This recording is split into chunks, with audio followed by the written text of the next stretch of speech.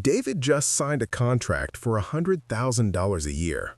To his parents, he's a success story. To his bank, he's a low-risk borrower. To the local BMW dealership, he's the perfect target. David is convinced that this six-figure milestone is the moment his life finally changes. But while David is busy updating his LinkedIn profile and scouting for a nicer apartment, there is a ghost in the room that he isn't seeing. My name is Cole, and I turn complicated money matters into simple explanations. If you want to stop guessing about your finances and start making the math work in your favor so you can reclaim your time, hit that subscribe button. Today, I'm going to show you how David, a man earning $100,000, is actually getting beat by a person living on half that amount. I'm also going to show you why the math of the high earner in 2026 is a carefully designed treadmill that consumes your time, your health, and your future. If you've ever felt like the more you earn, the less you have, you are about to find out exactly why.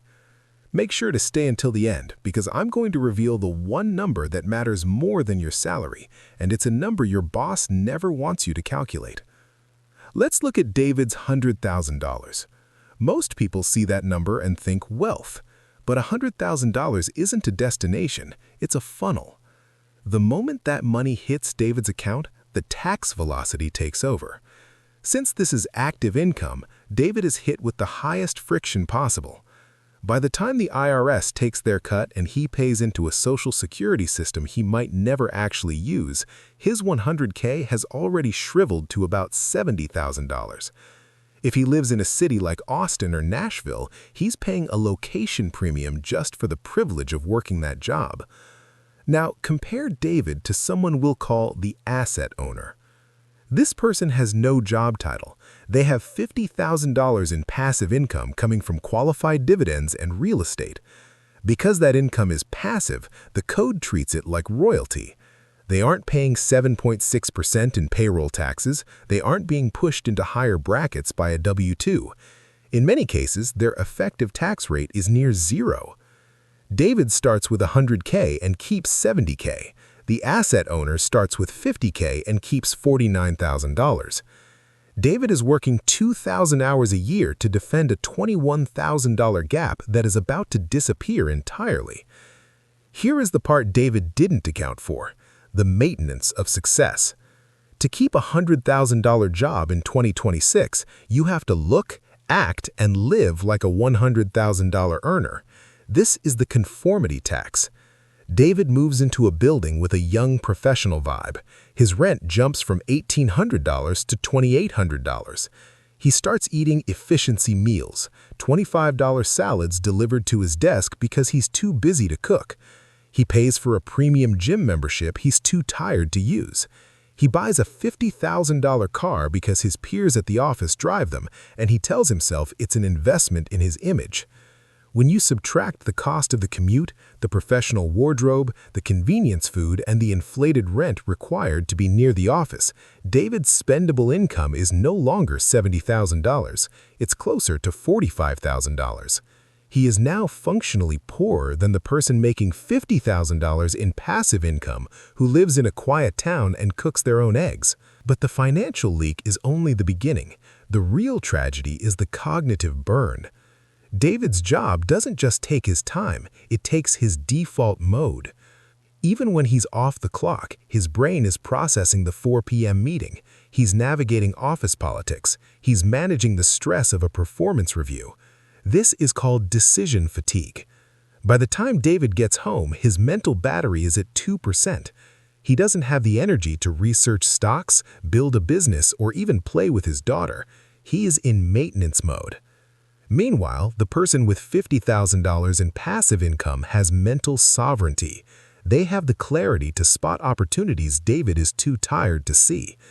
They can spend 4 hours a day learning a new skill or building a new asset.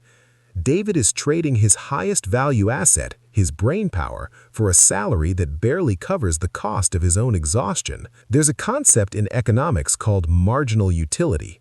For David, every dollar he earns above $70,000 has a decreasing value because it requires an increasing amount of his soul to get it. To go from 100K to 150K, David will likely have to sacrifice his weekends, his hobbies, and his sleep. The math of 2026 is cruel. It rewards the person who owns the system, not the person who powers it. David is a power source. He is being used to generate profit for a company that will replace him the moment a cheaper AI model is available. The asset owner is the owner.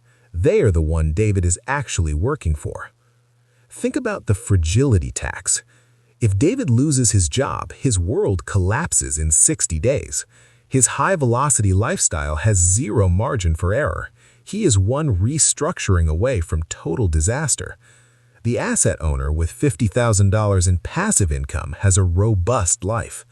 Their income is diversified. They're not dependent on the mood of a single manager. David's 100K is a fragile pillar.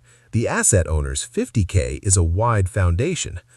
We've been trained to look at the height of the pillar, but in a volatile economy, you should be looking at the width of the foundation. Now, let's talk about the inflation resistance of these two numbers. When the price of groceries and gas spikes by 10%, David has to go ask his boss for a raise. He has to prove he's exceeded expectations just to maintain his current standard of living. He is begging for permission to survive. But the asset owner they own the very assets that benefit from inflation. Their rents go up. Their dividend-paying companies raise their prices. While David is getting squeezed, the asset owner is getting a raise automatically. This is the difference between being a victim of the economy and being a participant in it. So let's do the final calculation. David works 50 hours a week, 50 weeks a year. That's 2,500 hours. If his net real profit after taxes and lifestyle maintenance is $45,000, his true hourly wage is $18. That is what his life is actually worth to the market.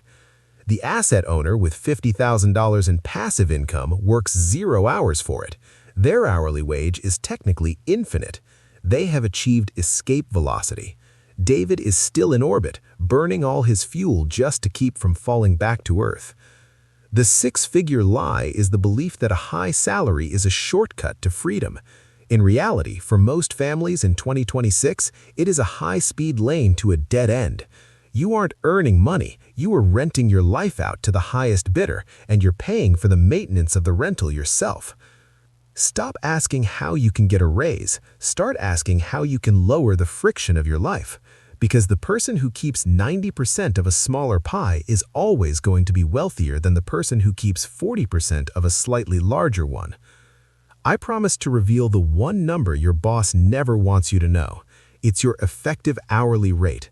Your net profit after taxes and employment costs divided by the total hours your job occupies your mind.